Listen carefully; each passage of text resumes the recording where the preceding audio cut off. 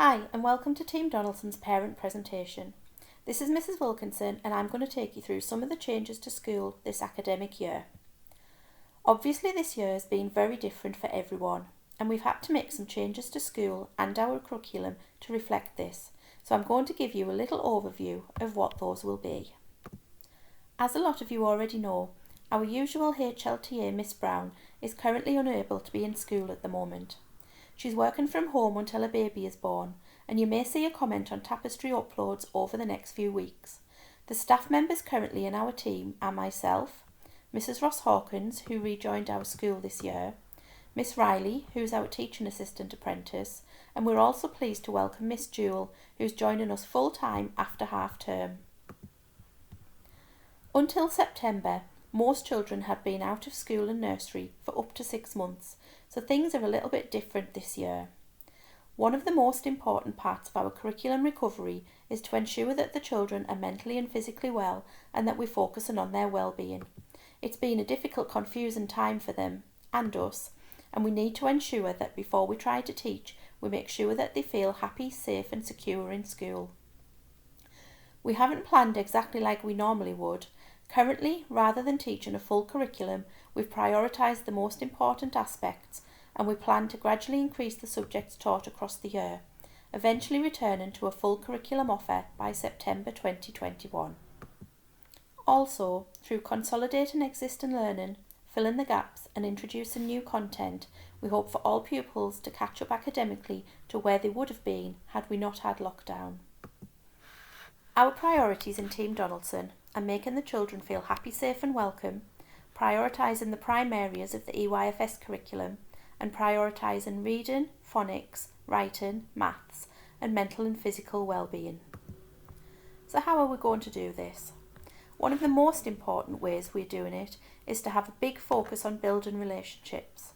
Some of the children might have only seen their parents for several months through lockdown and not seen anyone else. So it was really important to us that we gave the children plenty of time to settle into school, have time to play and talk and begin to feel settled and to trust the adults around them. It's also really important for them to be able to re-establish friendships and make friends with children who they didn't already know. We're prioritising the prime areas of the EYFS curriculum. These are the areas that children need to achieve in before they can succeed in the more academic areas of the EYFS curriculum. It's important that children are able to do things like select and put away resources themselves, understand school rules and routines and what to expect at school, and to understand their own feelings and emotions and to be able to express these in appropriate ways. These things take time and they involve the adults modelling where to find things, how to look after them, and what is allowed and not allowed in school. We also need to ensure that children are able to understand what is being said to them, for them to be able to express their needs and wants so that we understand them, and to engage and build their attention to stay involved in activities to help them learn. Finally, we need to focus on physical development, which involves things like looking after their own needs and understanding how to keep healthy, and also developing gross and fine motor skills. We use a range of resources in prioritising reading and phonics. We have book club books that can be used online for parents to access for home readers. In school, we use the Collins Big Cat programme, which are actual paper books that we read 3 to 4 times a week. We do shared reading of focused texts. So far we've done Here We Are and we're currently reading Ruby's Worry. We also do whole class reading and we listen to lots of stories so that adults can model what it sounds like to read. We follow the Twinkle Phonics programme, use daily phonics books, plan in lots of active phonics sessions outside, sing tricky word songs, and we love the Teach Your Monster to Read app. Improving our math skills and understanding number is also one of our highest priorities, alongside prioritising well-being, which we do through outdoor learning, learning through play, active learning, mindfulness, yoga and PSHCE. So where do we start? We start with the baseline. This is nothing that we wouldn't normally do and it doesn't involve tests. Children won't even be aware that it's taken place as it primarily occurs during play. Finding the child's current level of learning and determining their next steps, either as a group or an individual, is really important when deciding what to teach. Teaching isn't a one-size-fits-all. For example, it's normal for children to come into school knowing few or no sounds. That's absolutely fine, it's what we expect to teach in reception, but sometimes a child might start school already recognising all of the single sounds. In this situation, it would be silly to make them go through the process again, so we start their phonics teaching at the stage they're already at. Equally, children who aren't yet comfortably holding a pencil wouldn't necessarily be ready to start forming letter shapes and might need lots of additional fine and gross motor activities, whereas a child who's already done lots of drawing and colouring will probably be ready to begin writing letters. More on this later. Your child might come home and say, "We just played." This is a good thing and it's what you want to hear. What looks like play to an adult is a child's way of learning. Take for example water play. Children love water and are drawn to it in many forms. While it may look to an adult that they're just playing, they're actually learning maths, experimenting with how much water fits in different sized containers, learning vocabulary for comparing volume. They're learning science in floating and sinking, looking at the changing state of water, how it changes shape to fit its container, and also how objects can displace water in containers. They're learning to make predictions and test if they're correct. They're practicing social skills as they chat to other children about what they're doing or as they share and take turns with the equipment. They're developing their muscles as they pour water, use squirty bottles or droppers, or as they squeeze sponges. They're developing hand-eye coordination as they retrieve items with hands, nets or fishing rods, as they fit tubes and funnels together, and they're developing their imagination as they create stories with water toys. And that's just in one tiny area of the classroom. As adults, our role is to provide the resources that inspire children to want to play with them, to comment on what they're doing and to play alongside to develop their play and make suggestions that will help them further their learning and to consolidate their skills. So is it all play all day? No. Lovely as it would be to think that children could just play and pick up everything that they need to know, we do also need to do some focus sessions. One of these things that we teach every day is phonics. The teaching of phonics is split into several phases. Phase 1 includes listening to sounds, discriminating sounds, identifying alliteration such as "Sam silly sausages," hearing rhyming words and starting to blend together or robot talk. Phase 1 is normally introduced in nursery, although we do teach Phase 1 alongside Phase 2 as not all children are ready to begin blending when they start school. In Phase 2, we introduce most of the single sounds and begin to start blending them together. We also teach some of the tricky words, which are words that can't be sounded out. In Phase 3, we introduce less common single sounds and digraphs, which is when two sounds work together to make one sound. In Phase 4, we start to use consonant clusters, words such as tent, lamp, trap, slip, that have more than 3 sounds in them. And in Phase 5, we introduce alternative digraphs, teaching the children several different ways to make the same sound and choosing the best one to use in their writing. We use the Twinkle Phonics programme to teach phonics, which introduces Kit, Sam, their dog Ben, their family and friends through a range of stories, each one introducing a new sound each day. On a Friday, we send home a mini book that will consolidate all of the sounds that children have learned that week. In the autumn term, much of our reading and writing will involve a PSHCE focus. We'll be doing activities based around the story Ruby's Worry, and we'll be supplementing them with other texts around worries and feelings. We follow the Pen Pals handwriting sequence, and also in phonics each day we learn little rhymes that help children form letters in the right way. It's really important that children use the correct letter formation, as otherwise it makes it really difficult to start joining letters later on in their school life. Another thing we focus on is pencil grip.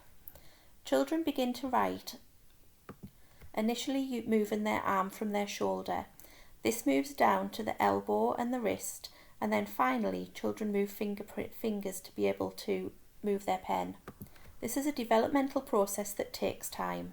Children who are still using a Palmer or a digital pronate grip will find it more difficult to form letters and definitely more difficult to make smaller letters because they're still making their movements from the shoulder. These children need lots and lots of gross and fine motor activities that get them using their wrists and their fingers to be able to manipulate a pencil more easily. In maths, we focus on number sense, understanding number, and mental calculations.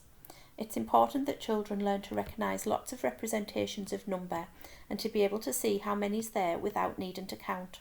We call this subitizing, and it's a really useful skill that builds into helping children with their mental maths later on in school life. We also practice counting with one-to-one correspondence, which is touching each object as the child counts so that they count the right number of objects and don't continue to count after they've finished all of the objects, and equally so that they don't count the objects more than once. We use episodes of number blocks to introduce the numbers, as it introduces numbers in great depth, including making number bonds, so knowing which numbers go together to make other numbers, looking at one more, one less, larger, smaller, tens and ones, and it's also really good for year ones as it looks at the concepts of odd and even, greater than, less than, squared numbers, times tables, and much more. It also links to shapes. For example, number 3 lives in a triangle house with 3 windows and 3 trees and 3 fish in the pond. Number 4 lives in a square house with 4 windows and 4 trees. So the children are linking together properties of shape alongside learning the numbers. Over the year, we'll be reintroducing other subjects, including short taught sessions that involve stories, songs, video clips, holding artefacts, arts and crafts, and supplemented by our continuous provision in the classroom, where we have things such as globes, maps, aerial plans, topic books, old artefacts such as a box brownie camera and bellows in the home corner, various resources such as paper clips and staplers for joining materials in the design area, and making structures in the design or the construction area. Every day is an outside day in Team Donaldson, where children get to be louder, messier, and do things on a much bigger scale. It may look like they're just playing, but really they're practicing their social skills, building muscles that are useful for writing, investigating, experimenting, and being creative. Alongside the rest of the curriculum, we're promoting positive mental health by getting children to talk. We use Cosmic Kids Yoga, and we're particularly focusing on books that involve emotions and worries, with the intent that children will be able to identify how they're feeling and be able to talk to people about it. Ways that we can support you at home include messaging on Class Dojo, keeping you up to date on Class Dojo with photographs and things that are happening, keeping you up to date with your children's learning on Tapestry, providing homework ideas and activities for you to be able to support learning at home. If it's the case that you have to go into self-isolation for any reason, we can provide remote learning for children to be able to access the curriculum at home just the same as they would at school. And finally, if you need it, we've got an emergency fund that can provide welfare packs for parents who are struggling to provide food. Please get in touch with myself or Mrs. Martin if this is something you might need. So far in Team Donaldson, we've had a lovely time. We've all settled in with very few tears and adapted to some of the routines. We're getting better at knowing where things are and sort of getting better at knowing where to put them back. We're all very enthusiastic and have lovely attitudes to learning. Everybody in the class wants to do everything, and lots of the children are really pushing themselves to do their best. We're making friends and we're becoming very confident around school. Finally, how you can help us. Firstly, be on time. It can make children quite anxious if they end up being late for school, and it's not through any particular fault of their own. It can also mean that they miss out on learning that the other children are getting, so please try your best to be on time for school. Make sure that children bring the resources they need, particularly things like water bottles, and on Forest School days that they dressed warmly. Nothing spoils Forest School more than being cold and wet. Communicate with us. If there's a problem, let us know. If you have a query, just ask. If you have a suggestion, please give it to us. We're always happy to take on board feedback in order to improve our classroom and be the best that we can be. Read as often as you can. I really can't stress enough how much that reading at home really helps children. We can read with them every day at school, but they don't make the progress that they make if they also reading at home every night. We understand that sometimes that can be difficult if children are tired or if you're working full time, but just try to find 5 minutes as often as you can to be able to share a book with your child. If you're really struggling to get them to read, take turns. You read one page, they read the next page. They don't have to read the entire book themselves. Half a book is better than no book. Take part in homework tasks. We try to set homework tasks so that they'll cover a range of interests and abilities. You're your child's first teacher and also their best teacher, and you can gauge what's the best thing for them to do as part of their homework tasks. Photos on tapestry or even videos are always welcome. And while we're talking about tapestry, anything that they do at home that we might not see at school, such as swimming or riding a bike or cooking or anything that they have a particular interest in, please upload it to Tapestry, because the more you add, the better we get to know your child and the more we can provide for them to be able to learn at school. Finally, send in recycling materials on a Friday. You'll probably get most of them back with something stuck on, but the children do love designing and we're always running out of recycling materials. I hope this has been useful. If you have any questions or comments, please let us know. We're available on Class Dojo anytime you need to ask something. We might or not always reply straight away, but we will reply as soon as we possibly can. Thank you very much and goodbye.